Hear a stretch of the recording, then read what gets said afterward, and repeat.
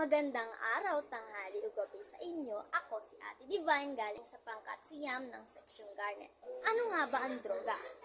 Kung maririnig nyo ang tanong na to, kadalasan nating maririnig yung mga kasagutang, yung droga, yan yung pinagbabawal na gamot. O di kaya naman na, yan yung nakasasama sa iyong katawan.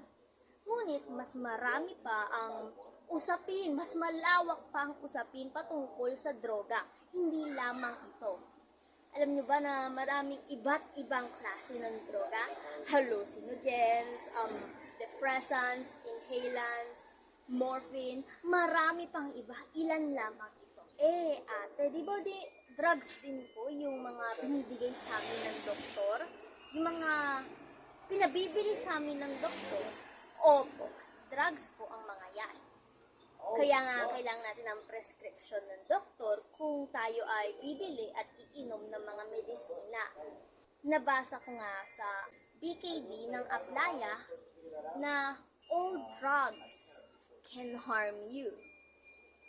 Hindi po porket may prescription na ng doktor ay wala nang harm sa atin yun. Pag na-overdose po tayo, ano po ba meaning ng overdose? Ang overdose po ay ang pag-inom ng sobra. Pag uminom po tayo ng sobra sa binigay na reseta ng doktor, maaari tayong magkasakit, maaari tayong mahilo, maaring sumama ang ating pakiramdam.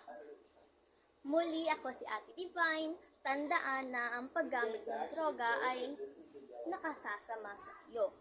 Kaya pumunta sa doktor kung kailangan mong uminom ng gamot. Maraming salamat sa inyo.